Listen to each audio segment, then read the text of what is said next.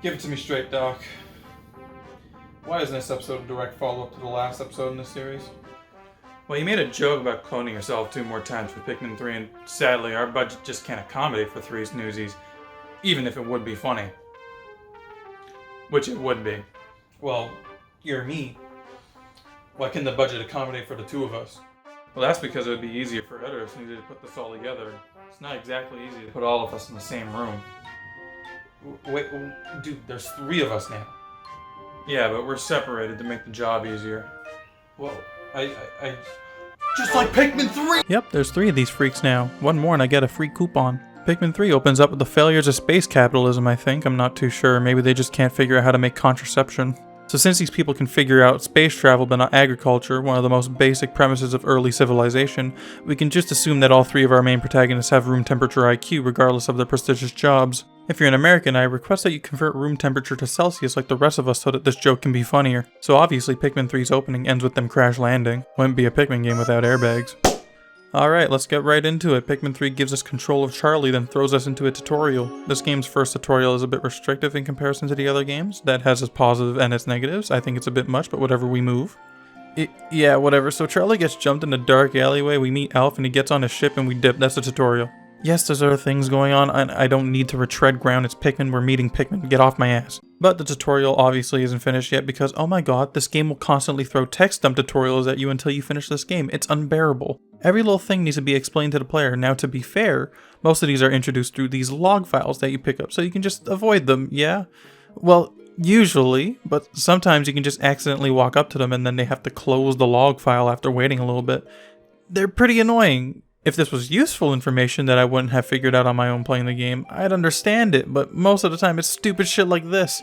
Rock Pikmin are rocks, they break glass. Yeah, no shit, dumbass, I could have figured that out on my own. But then there's also mandatory tutorials like when you first get Brittany. This one is fine, you can't really skip it, but then you turn around and there's a log file specifically for what you just did.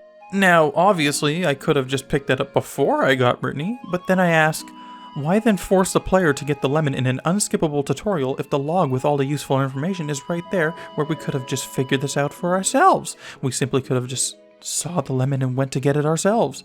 But that leads into the other subject, collectibles. This game's collectibles, kinda suck. They're all just fruit. I know they still have cute little silly Pikmin names that are funny and cute, but they aren't interesting at all. I got a fucking grape. Cool, thanks. In comparison to Pikmin 1 and 2, these collectibles are just boring. Who the fuck is going, wow, I can't wait to see what the other types of fruit I'm gonna find. I'm not a botanist. I'm a loser who makes videos on the internet. If I wanted to look at fruit, I'd buy a goddamn banana. Seriously, you want me to be seriously excited about a watermelon instead of, I don't know, a fucking space engine? I know there were fruit in Pikmin 2, but the thing is, the fruit were part of the whole of weird collectibles, like a 7-Up bottle cap or a Duracell battery. The point is that they were just common or slightly uncommon items you'd be able to find around your house, in stores. It was like the remnants of a lost civilization or a way of making you realize that this was Earth. They're tiny normal day items to us, but these little alien freaks, they're weird treasure collectibles without a name, so they gave them names and theorized what they did and what they were for. This is a goddamn dragon fruit. Anyway, so we get a signal from this tree. It's literally just the boss fight that makes us use the Rock Pikmin's ability, and this thing swallowed a whole 1990 cell phone in pristine condition. That's not me complaining, I'm just impressed it found that and ate it. I don't really like this boss though. It's kind of boring, it's a lot of waiting. It's the first boss though, so it's not supposed to be particularly challenging, I suppose. So this phone boosts our signal and brings us to the tundra and another crash landing? Okay, I'm just gonna start ripping into this game. There's so many goddamn cutscenes and so much dialogue and so many tutorials for things that are fucking obvious and I already did. There is so much waiting and skipping and talking and unskippable stuff that makes this game so frustrating for me to play. I know Pikmin 1 and 2 have unskippable cutscenes and some dialogue, but Pikmin 1 is a 3 to 4 hour game, Pikmin 2 is roughly 12 hours, with most of that stuff spread out. Pikmin 3 is a slightly longer game than Pikmin 1 that I can beat in 5 to 6 hours that is trying to tell you a boring, uninteresting story with uninteresting characters in a game that is extremely linear and always has to follow you into one place to progress the story. Pikmin 1 is a game that story is as simple as a crash landing on a planet, get off the planet. Pikmin 2 is slightly more complicated. As you get back, failures of space capitalism, new friend, get money to repay debt, some environmental storytelling through the world changing since you left, repay the debt, forget Louie, go back, find out Louie might have become one with the bugs, leave.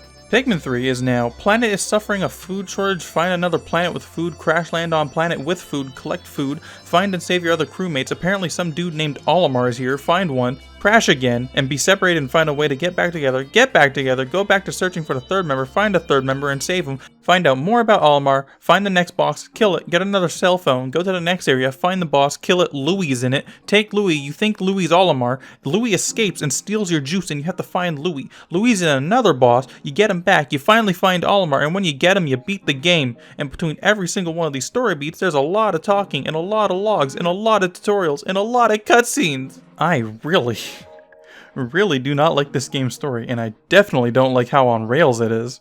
Pikmin 1 and 2 had their linear segments, but once you got a certain amount of pieces for your ship or a specific treasure, you can pretty much explore every area in the game at your will in a non-linear fashion. It branched out. Now technically, Pikmin 3 has this a bit too, except it doesn't. Each story beat is required to either unlock a level or to get the full level. The Garden of Hope, the first area, is only completely accessible after Louis escapes and blows a hole in a wall. You can't access all of the tundra until you get Blue Pikmin, which is only accessible after Louis. You literally only get Blue Pikmin just before a boss fight that leads to the area that has the final boss, and then and only then can you explore and get every fruit in the game. I really don't usually complain about a game's linearity. I don't care if a game is open-ended or a linear experience, but for some reason with Pikmin 3, I really care. Pikmin 1 and 2 were gameplay first and plot second games. Pikmin 3 is a gameplay second, plot first game. Now, this isn't to say that games that make the plot front and center are bad games, not at all. My favorite game is a book. But it is to say that Pikmin 3 would rather shove a shitty story down my throat instead of just letting me play the game with some story elements scattered here and there like Pikmin 2. I praised Pikmin 2 so much when I played it because it gave us some story, then built the world through everything else. Its gameplay, its treasure, its item descriptions, its enemies. Pikmin 3's game is almost entirely built around telling you a story and then not explaining a goddamn thing. And I could maybe give it some slack if it had a Piklopedia, but it doesn't. This game doesn't have a Piklopedia to teach you about the world and its little creatures that you meet and murder violently. Hey! You better stop typing that comment right now. I'll talk about Pikmin 3 Deluxe later. You fucking got me? Good. So yeah, it's a bit annoying being separated like this because, well, almost everything you have to do is exclusively on Brittany's side, which kind of means separating the captains like this doesn't really do much but inconvenience the player. But whatever, it's not that hard to get back with Alf. But I guess with the second boss coming up, it's a good time to talk about this game's combat. Okay, I'm gonna be honest. Pikmin's combat, as much as I praise it in the Pikmin 2 video, really isn't that great. There's some strategy to it, and you aren't gonna be beating the game just doing the same strategy over and over again, but it's nothing incredibly complex. But despite the few problems with Pikmin AI in the first game, and the insane difficulties and exploits in Pikmin 2, I think they somehow made combat worse in Pikmin 3. It's not by a large amount where I'd say it's enough for me to say that this is a bad game or anything, but it's definitely missing something. Oh, right, the C-stick, yeah, that thing. Yeah, so with the removal of the C-stick, you no longer have direct control over your Pikmin swarm. People say that this is a good thing because the Pikmin AI is so good now that you don't need direct control over them, but I think they misunderstand why direct control over the Pikmin with the C-stick was a good thing. I 100% agree with no longer needing to use the C-stick to get your Pikmin to go over a bridge without drowning being a good thing. I did like it, but it's not something that really needed to stay and kinda just made Pikmin seem stupider than they really are. They aren't extremely intelligent beings, but I'm sure they all have the innate understanding that water is bad and they can't swim, so why the fuck would they willingly just walk into it? But the thing about being able to control your Pikmin in a swarm also is just a good maneuvering tool in fights and boss fights. During the first boss fight, it's extremely easy to just get your Pikmin snatched up because they all trail behind you in a very long line that you really can't give them precise instructions to move. That's a rule you get, but like I genuinely never found this shit useful, it's kinda just there. So to make up for this, they added the lock-on in charge, which I also don't like. Lock-on, I'm totally fine with. While I do prefer lining up a shot with a cursor more than just locking on, it just feels more satisfying without it. I can't deny that a lock-on is just something that makes the game make more sense on a controller. But the charge, god, the charge just sucks. It works like a replacement for what I called the bum rush with the C-stick, just sending all your Pikmin in, but the charge locks onto a single target and sends all your Pikmin in. Which, okay, Fine, it makes rushing an enemy in a vulnerable state easy, but the thing is that sometimes you don't want all your Pikmin on an enemy. You maybe want half, maybe just the front, maybe you just want to use the C-Stick to put some of your Pikmin on an enemy to carry it. The C-Stick had so many far more precise uses, but the rush now just makes it only for knockdown enemies or knocking down walls. It's not advised to use this on glass walls because throwing rock Pikmin does far more damage. And definitely don't do it on electric walls with any other Pikmin in your party than yellows. Want to just pick up a fruit that takes 20 Pikmin or something? Well, time to rush it and your entire brigade just went to try and pick it up. This one's really just... okay, never mind, these little shits ruined it for me too. I'm not going to spend a lot of time on this. Purple Pikmin were broken in Pikmin 2, but they were technically a scarce resource, so that power did have a price. Rock Pikmin, on the other hand, are practically fucking invincible to most enemies in this game. My only assumption as to why purples aren't in the main game of Pikmin 3 is because they were replaced with the Rock Pikmin to not make them broken, and white Pikmin were just excluded for whatever reason. But the thing is that Rock Pikmin cannot be crushed or stabbed, so for a pretty decent amount of the enemies in this game, they just can't die. Yeah, so, this is post-editing me. There was supposed to be like a joke here, where I showed you footage of a rock Pikmin being eaten, but I don't have any footage of that. I straight up do not have like any other footage than this right here of rock Pikmin being eaten, because they don't get eaten. They never do. So I guess take that as you will.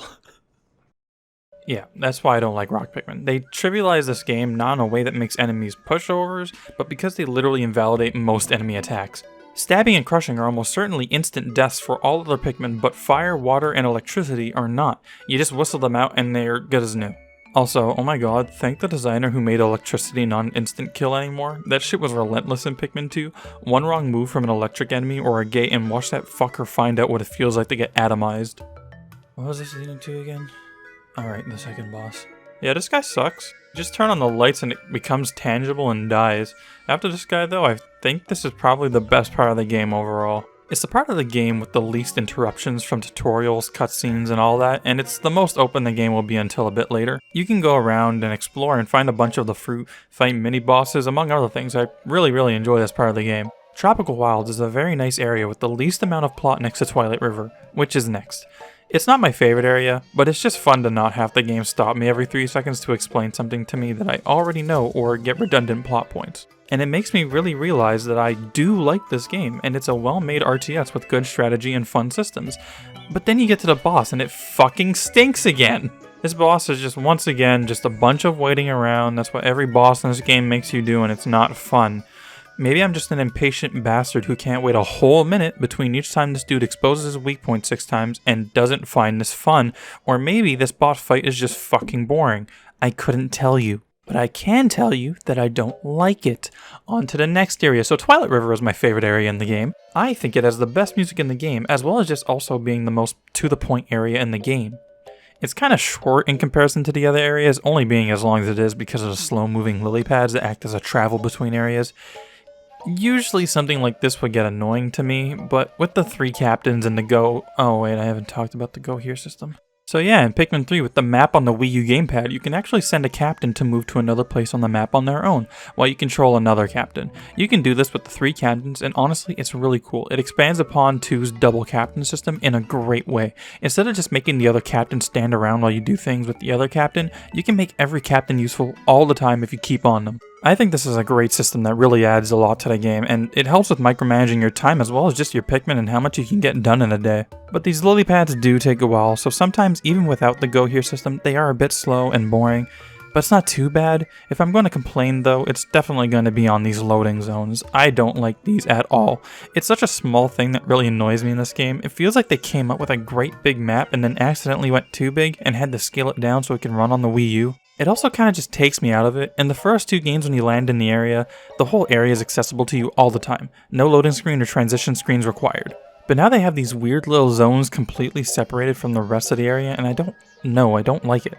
It just takes away from the feeling. I don't know how to describe it. Even Pikmin 2 only had these transitions from floor to floor, and it was understandable there. I'm not sure why these are here, and I can only guess it's due to graphical or computational load exceeding what the Wii U is capable of, but I wish they instead just made something in one map the Wii U could do. There are also just other problems like this.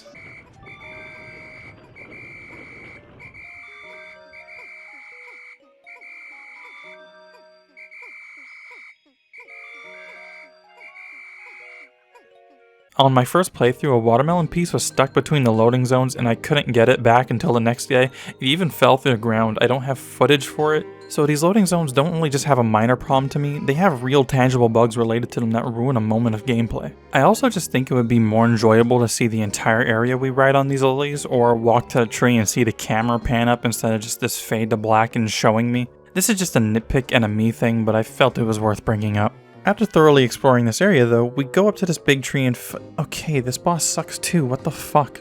It's definitely the most interesting designed boss in the game though. A huge queen bee that controls a swarm of smaller bees, and they're specifically made to fight the flying pink Pikmin which we got on this level. Now I didn't talk about them yet because there's not much to talk about. I like them. They fly. They carry fruit over large gaps, and I think that's cool. Good addition to the Pikmin variety, just not much to talk about. If this fight wasn't so much waiting like every other fight, I'd say this is my favorite. You can make it go a bit faster by constantly attacking the tiny bees so that you can make her attacks not as dangerous. But why would you risk all of your Pikmin being scattered everywhere and a lot dying when you can just circle strafe until you can attack? Pikmin is a strategy game. I'm trying to have the least amount of dead Pikmin possible. I'm not going to waste my Pikmin, especially when the final boss exists. So yada yada, boss dead, got Louie. Louie drops a bomb. We get water Pikmin, which...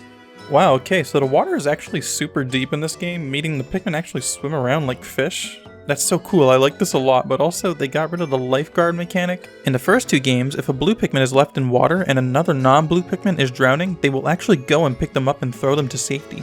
It was probably the most useful thing blue Pikmin could do, and it feels like a step back actively removing that from the most useless Pikmin in the series. Blue Pikmin are honestly just the worst Pikmin because they lack utility. They are the most situational Pikmin in the series. Red Pikmin always have damage and are immune to fire. Yellow Pikmin had bomb rocks and have a high throw arc to reach high collectibles, as well as being immune to all forms of electricity. Purples have insane strength and stun capabilities. White Pikmin are immune to poison, can poison, and are the fastest land Pikmin and can dig for treasure. Flying Pikmin are able to fly, obviously, and also have high mobility and are the best Pikmin to transport collectibles. Blue Pikmin can go in water, are immune to water attacks, which are the least common form of attack in the series, and then their one trait of being a lifeguard was removed in Pikmin 3, and I think that kinda sucks.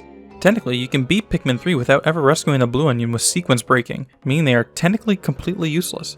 Now this sequence break was fixed in Deluxe, but we're not talking about that right now, shut up! I actually really like blue Pikmin, and I think despite them still being the least useful Pikmin in this game, I really like the swimming changes at least, so I'm glad we have that. They actually behave like semi-aquatic animals now. But right after you get blue Pikmin, you're already at the next boss fight, the Quaggled Myreclops. Yeah, this is the worst boss in the game, hands down. I don't care, this thing fucking sucks. It's slow, it's boring, it has a very big health pool, it takes forever to get into a position where you can actually attack its weak point, and when you get to that weak point, it has two ways of getting you off of it. It's so long and boring and full of waiting, and I really hate the bosses in this game. Just straight up, guys, I'm not having a good time. These bosses are such a step down from Pikmin 2. It wasn't always a good fight in Pikmin 2, but I'd say at least most of them were fun experiences with a good difficulty. There's a few stinkers in there, but I had fun with most of them, but I have not enjoyed a single main boss in this game. The best way to fight this boss in this game is with blue Pikmin and pink Pikmin, because pink Pikmin can just bypass this tongue attack, which makes this fight just even more unbearable than it already would have been without it. In the footage, I'm not using this strategy because in this footage, this is my second playthrough, and I want to see how this would go without the strategy, so don't say I'm not using it. I played this game 3 times, I like experimenting, and I'm stupid. So Louie is brought back, and hey look, it's the ship from Pikmin 2. It's kind of weird, it's not gold plated anymore, but whatever I guess. So now we're in the final stretch, and wow, this game was short. Look, I know I said Pikmin 1 is a good game because it's short, but Pikmin 3 is the exact opposite. I think this game is worse because it's so short. It took me 7.5 hours for this run for all fruits. My first playthrough was about 5 hours. Now these are not bad times for games. Short experiences are not bad, but I waited 8 years for this game to come out, and I waited 10 years to play it. It's a bit disappointing that the sequel to one of my favorite games of all time, after a decade of waiting, is so short, and a pretty decent amount of that time is just dialogue, talking, and tutorials. Every time I play Pikmin 3, I feel like it gets shorter each time, even though I've never broken the 5-hour mark. Even on Deluxe, which was 12 hours on hard difficulty, it felt like that game wasn't any different when I played it. I think my timing on Deluxe might be a bit weird though. I might have idled and it added to the counter, but I have 28 days on Deluxe with all fruit, but 38 days on the Wii U. I don't know, it just doesn't add up. The game should have been roughly 6 hours with that day count, and a lot of days I end prematurely when I finish getting every fruit I could before a day ended on its own. The final level here is really just bad, if you ask me. You finally actually find Olimar, and this guy is wondering if he's got games on his phone. Then you have to make sure it doesn't catch Olimar while you clear obstacles to make sure Olimar gets to the end of the stage. It's a cool concept, but very fucking boring in execution. It's another example of linearity, as well as this game just not being too difficult. If Olimar gets taken, you kind of just bring him back from the start, and it's an inconvenience at most. There's no real genuine urgency here because it's even hard for your Pikmin to die to this thing. And to get through this level can take a whole day or two. It's very long and boring. I know I can do it in less than a day if I tried really hard, and there's a lot of out of bounds exploits you can do to just skip everything, but without it, it took me 2 days just to get to the end. So now that we're at the end, we fight the Plasm Wraith, another boss that kinda just fucking sucks again, guys. I'm sorry, I just do not like these fights. Now again, the footage is just me using entirely Rock Pikmin, and this was to prove a point. Rock Pikmin are kinda broken, so for this entire fight with only Rock Pikmin, I spent the entire day fighting the Plasm Wraith, and it took me just over 1 day to kill this thing with only Rock Pikmin, and I only lost 16. 14 just being the fault of my own, because for most of the fight with the Plasm Wraith, it's just using stabbing attacks, so Rock Pikmin are immune to it until he starts doing elemental attacks about halfway through. Being the final boss, it doesn't really matter if any Pikmin die, but I just want to see how well I can do just with Rock Pikmin. Obviously it's slower and more boring than other Pikmin, and most people wouldn't even bother doing this, but I just wanted to see how bad it could be. The fight already kinda sucks on its own anyways, might as well make myself miserable for hate comments or something. The Plasm Wraith seems to be the same species of thing that the Water Wraith is, which is kind of a cool callback and expansion of Pikmin 2's most iconic enemy. So with the Plasm Wraith dead, we can finally talk to Olimar, and he gives us the thing we wanted, and we fly off. Now I have a big problem with this ending. It comes out of fucking nowhere, it does not feel like the climax of the story, and I vividly remember beating the game for the first time and being amazed that the game was over, because I literally started it the day before and had no clue this would be the ending of the game. The plot feels like it just hits the midway point, so I didn't collect all the fruit. Not that it would matter if I did, because I still had 20 juice bottles left, but apparently, just like Pikmin 1, the amount of fruit you leave the planet with is very important to the ending, and it affects the ending you get. Except all these endings fucking suck. They are literally all just text scrolls. This feels so goddamn lazy in comparison to the first game. It feels so inconsequential, and there's no real incentive to getting the good ending besides, well, saying you did it. The ending implies that, like, there's some sort of unknown force that's causing these crashes on the Pikmin planet, which would explain a lot if they explained what it was. It's been 9 years, Nintendo. Get it fucking moving. I want to know. I don't feel rewarded one bit for getting all these fruits, and I wouldn't feel any less for beating the game with the least amount of fruits possible. But for review purposes, I did get all the fruit, and wow, what a fucking shitty ending. I just cannot describe how stupid and how much of a letdown this ending was. Not to mention, well, by the end of the game I had 65 juice containers. I was never struggling to get fruit or keep my characters from dying from starvation. There is no urgency whatsoever to keep these characters alive because by like day 4, you've already got 8 juice containers. So this game is similar to Pikmin 1, where you have endings based on your performance, and you don't have caves like in Pikmin 2. The game is relatively short. It's missing a lot of content that was added in Pikmin 2 that improved on the series and gave Pikmin an identity, and takes away the open-endedness both games had and replaces it with a very linear progression through a story with an unfulfilling ending that literally only ends in text differences between your endings. I don't like Pikmin 3, but I do. I have very mixed feelings on this game. There's so much good here, but man, it's not what I was expecting when I finally got my hands on this game. I know I've been shitting on this game for the entire video, and it's a very stark contrast to my first and second Pikmin videos, but well, I love Pikmin, even this game.